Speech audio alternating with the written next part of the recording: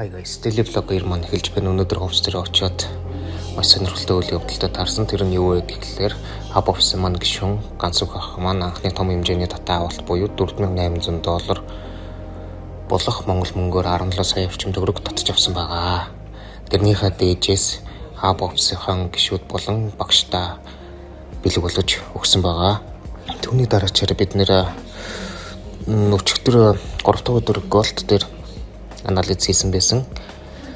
Тэр маань TP-гээ аваад тэгээд өнөөдрийн анализ юу н алт дээр ханшаа тийшээ яаж хөдөлгөөрэй гэдгийг таамаглачаад тэгээд энэ $100 дээр нэг боцод өгцөө гэж тоглоом маягаар хэлээд тэгээд дартс шийдсэн байгаа.